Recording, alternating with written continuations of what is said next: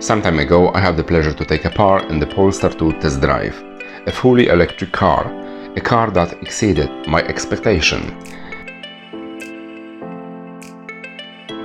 Hello from AutoStar Test and welcome to my unusual review of all new Polestar 2.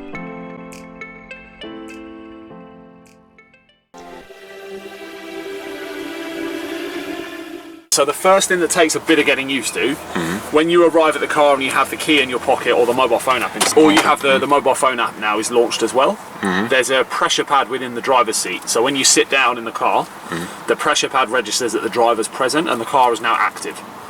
So there's no ignition barrel, there's no start button or a on switch. It's literally, all you do is just put your foot on the brake, click the selector in the centre into drive and the car's ready to go. Takes a little bit of getting used to because you're used to telling the car to turn on and that sort of stuff. So you can see now it's in drive. So if you then press the P at the back, that'll put it back into park. Yeah? And you can see on the dashboard on the left hand side alright, now I can see that. It's orange, so you know that you're in park, and then it will go orange with D, orange with R, or neutral. That's it, and then just park is at the back again.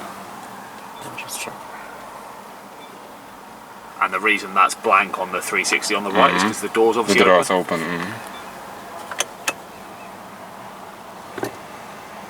Okay.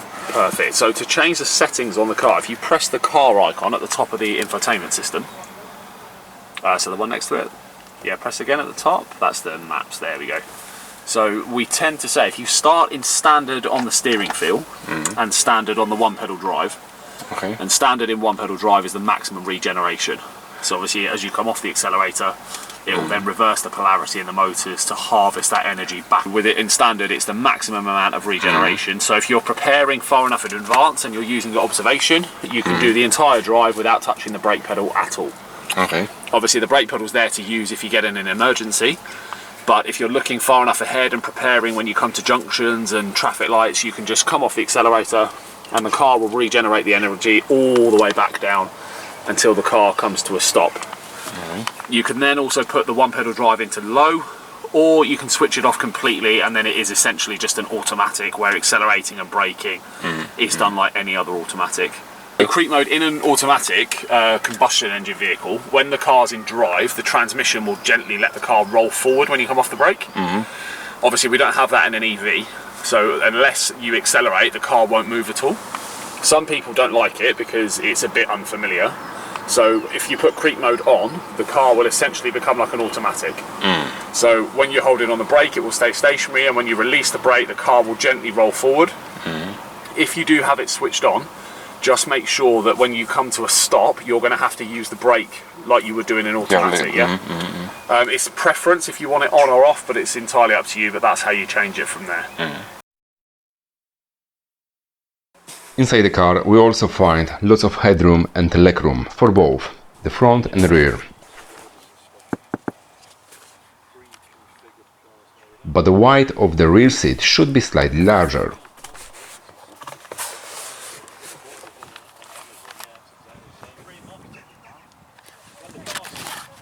The interior is made of high quality materials. The interior of this car is better made than a Tesla Model 3 or Mercedes E-Class, in my opinion anyway. Glass roof, very comfortable seat. The only drawback is that one of the cup holder is hiding under the armrest. And then with the infotainment system as well, if you press the 4 tiles at the top, that's how to get back to your app home screen. So there's your Google Maps, radio, Spotify. All of that can be controlled by Google as well. And it's all you do is, hey Google, take me to work. Navigating to work. And that will now navigate you to the changeover point that we're going to drive to.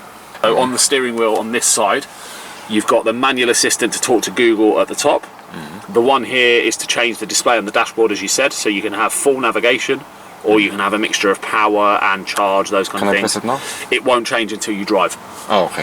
And then this is your media, so volume up and down, skip the track left and right, and your pilot assist with your adaptive cruise control and your lane keep and everything is on the left hand side there. So that's the charger, yeah? Yeah, I induction believe. charger, yeah, with the USB-C. What about there that as well. two USB-C, those USB? are. And now for the most important part, driving experience. The power of over 400 horsepower is waiting for us from the first second of our drive. The car reacts very quickly to every touch of the accelerator pedal. We have an option of the so-called e-pedal, which works very intuitively. The steering wheel is very precise. This is probably one of the better driving car I have ever driven. I have no idea how they did it, but this car does not tilt sideways. I have never made corners as fast like with this car, and the body felt like it was mounted on the big gimbal. The suspension is stiff but very comfortable at the same time. The price of this car starts at almost £40,000, but if I had to buy a car at this price today, it would be a Polestar 2. For me at the moment this car is without any competition in its class. I call this car Tesla Killer. Just your charging leads and stuff. Yeah, it's exactly, it's no engine. Blue engine, yeah. And then I think underneath, I can remember how to do it. There we go. You got your 2.5, your triangle, your tire pressure stuff. And So and the battery is underneath, yeah? Or yeah, well, most of the floor plan's the battery. okay. So as he said, Can I because of the take a shape. look on the boot? Yeah. I'll show you. There's 3 options for the boot. So you've got a button there, Okay. just here. Yeah. If you have the key on you, Ah. Okay. Oh, it's 5 spaces. How many liters? I don't know, how many litres? How many? 440 with 440. the seats down. You can hide dead bodies and We have to chop first, yeah? yeah. Oh god, yeah. You have space for 2 Chinese takeaways, Okay. so you can hook the bag over and keep it. So you don't. That's very clever, Yeah, yeah? you don't get the food smell in the car. Yeah, So so that's milk doesn't that's flow. Yeah, yeah, about in your for some beer as shopping. well. I was joking about the dead bodies as well. Oh, really? How to... Just pull that one Okay. down. And then for this one, there's like a little rest for you as well, just there. So you Okay. can, as he said, you can fill up. Uh-huh.